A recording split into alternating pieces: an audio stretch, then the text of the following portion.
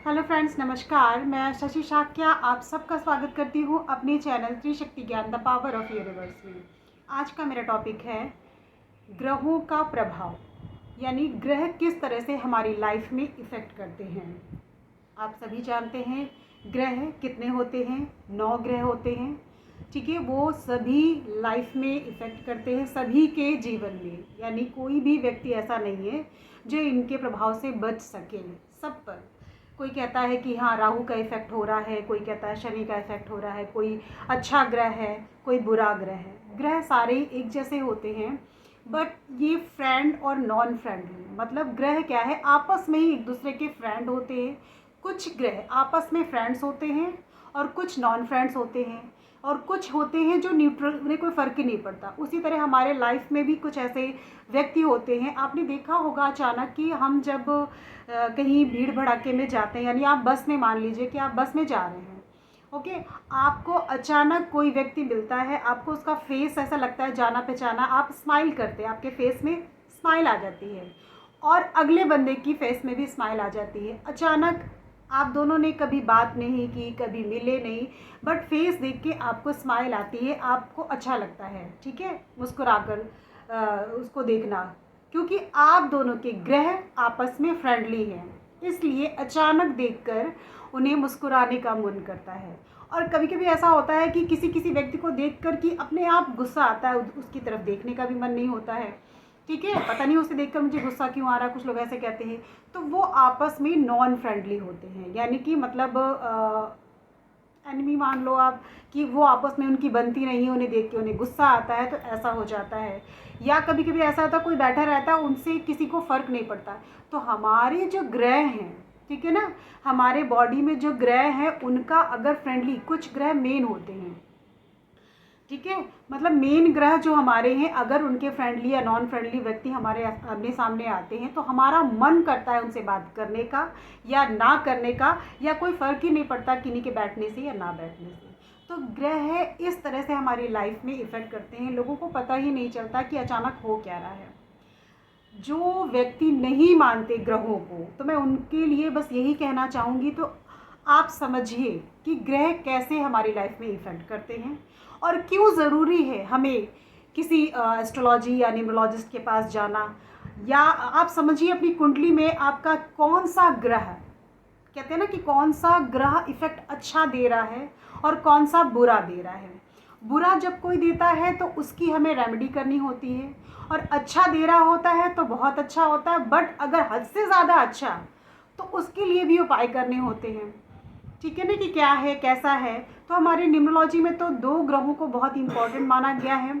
आपको मैंने पहले भी बताया था, मूलांक और भाग्यांक। ये 2 ग्रह हमारे ऐसे लाइफ में होते हैं जिनकी वजह से बस इफ़ेक्ट पड़ता ही पड़ता है, और शुरू से अंत तक, यानी होल लाइफ आपका, मतलब जब आप पैदा होते हो, आप बॉर्न होते हो, और जब आपकी डेथ होती है, ये 2 ग्रह, मतलब स्टार्टिंग से और लास्ट तक यही दोनों का इफ़ेक्ट बहुत ज़्यादा पड़ता है।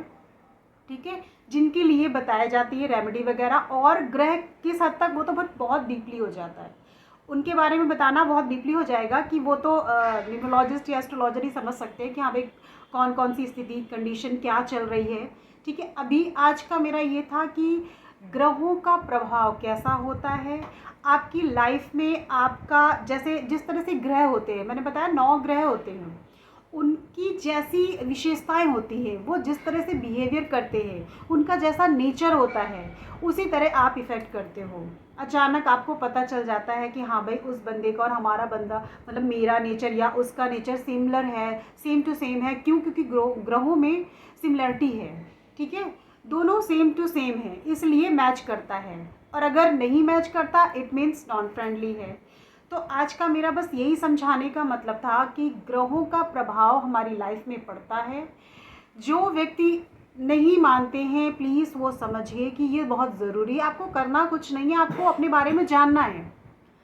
ठीक है, मैंने ये इसके पहले भी मूलांक और भाग्यांक का मैंने न्यूमरोलॉजी में बताया था, कि आज भी मैं बता रही हूँ कि 2 ग्रह बहुत इंपॉर्टेंट होते हैं। तो यानी आपका मूलांक, मैं फिर से बता दे रही हूँ, आपका मूलांक यानी आपका बर्थ डेट, अगर आपका 5 है, 6 है, 2 है, 27 है, 30 है, तो ये आपका मूलांक हो गया, ठीक है।